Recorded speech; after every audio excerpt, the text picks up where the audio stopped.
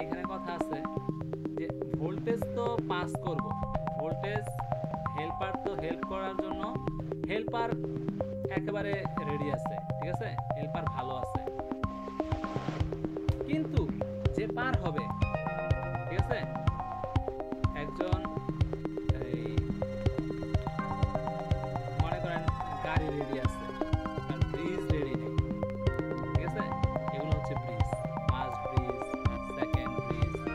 এখন এই ব্রিজ যদি ভাঙা হয়, সে হেল্পার ভালো আছে, ঠিক আছে, তার গাড়ি ভালো আছে, সে সাহায্য করার জন্য প্রস্তুত, কিন্তু তার যে ব্রিজ আছে সেই ব্রিজ খারাপ, সে পার হতে পারে, ঠিক আছে।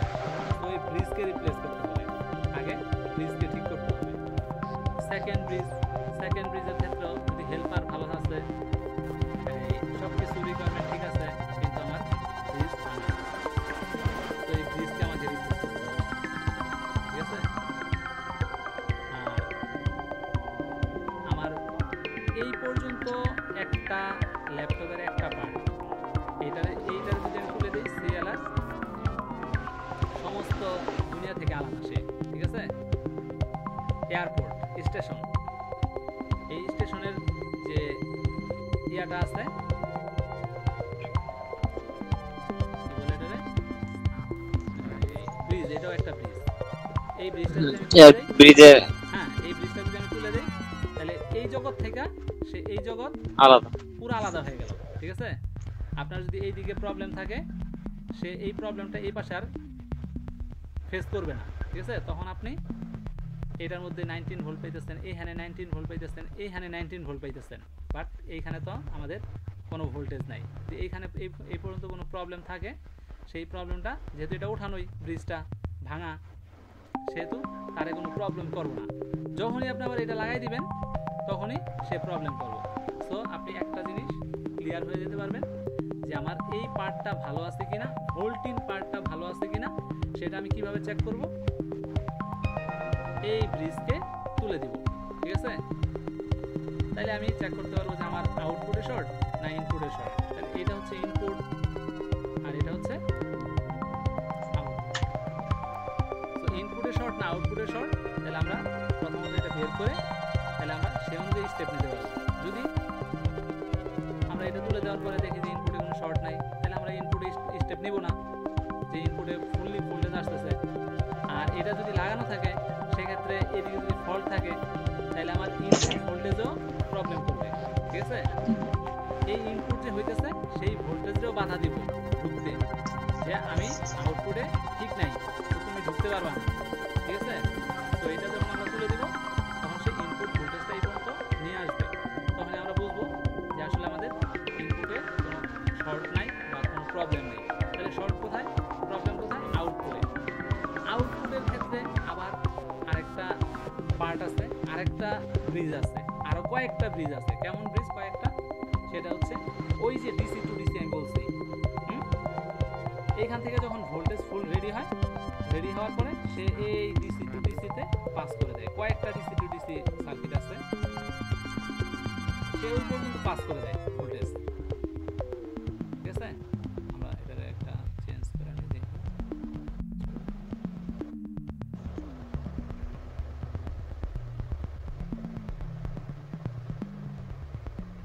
দেখেন, মনে করেন এইগুলাই ডিসি টু ডিসি, ধরে নিই আমরা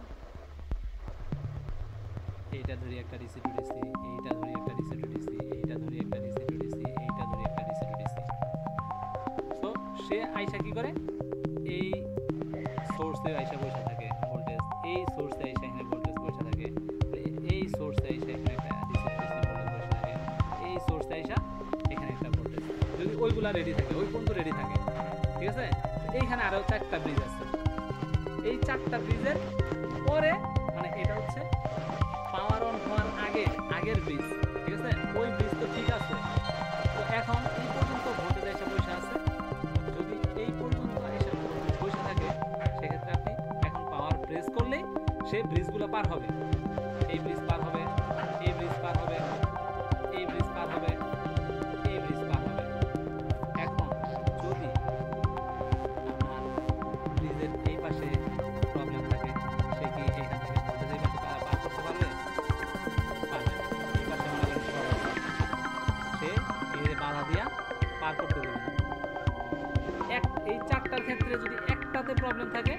সে কোনোটাতেই ভোল্টেজ পাস করবে না। কারণ হচ্ছে এই চারটা একজনেই গেট করে, এই চারটা ইয়ারে এক হেল্পার একজনই, এই চারটার হেল্পার একজনই। সো একজনের যদি শর্ট থাকে আউটপুটে বা ইনপুটে, সে কাউকেই গেট করতে দিবে না। সো আমাদের এই চারটার যে ডিসি টু ডিসি আছে, সেই চারটার ডিসি টু ডিসির আউটপুট চেক করতে হবে মিটার দিয়া। আমাদের একটা গ্রাউন্ডে দিতে হবে আর একটা আউটপুটে দিতে হবে, যে এখানে ইম্পিডেন্স শো করতেছে কিনা, 400 300 এরকম আউটপুটে ইম্পিডেন্স প্রত্যেকটা শো করতেছে কিনা। যদি শো করে তাহলে ভালো, আর যদি কোনো প্রকার শর্ট থাকে তাহলে কোথায় শর্ট সেখান থেকে আবার ট্রেস করা শুরু করতে হবে, যে কেন শর্ট, এই ডিসি টু ডিসি শর্ট না এই ডিসি টু ডিসি শর্ট না এই ডিসি টু ডিসির পার্ট শর্ট না এই ডিসি টু ডিসির পার্ট শর্ট। ঠিক আছে, তখন এই জিনিসগুলো আস্তে আস্তে আমাদের চেক করতে হবে। চেক করলে যদি আউটপুটে কোনো সমস্যা থাকে, সেই সমস্যাটা সলভ করলে আমাদের ভোল্টেজ আউটপুটে পাস করা শুরু করবে। ঠিক আছে, হেল্পারেও প্রবলেম থাকতে পারে, এ নিজেও প্রবলেম থাকতে পারে, যে হেল্প করতেছে সেও প্রবলেম থাকতে পারে, হেল্পারের আশেপাশে যে কম্পোনেন্ট আছে, যেমন এ যদি হেল্পার হয়, এর আশেপাশে কি কম্পোনেন্ট আছে, ক্যাপাসিটর আছে, রেজিস্টর আছে, তারপরে ট্রানজিস্টর আছে। ঠিক আছে, তো এরা ফল্টি কিনা সেটাও আমাকে আইডেন্টিফাই করতে হবে, যে আমি কার জন্য ফল্টি। ঠিক আছে, সেই ফল্টিটা উঠাই দিলেই আমার প্রবলেম সলভ হয়ে যাবে।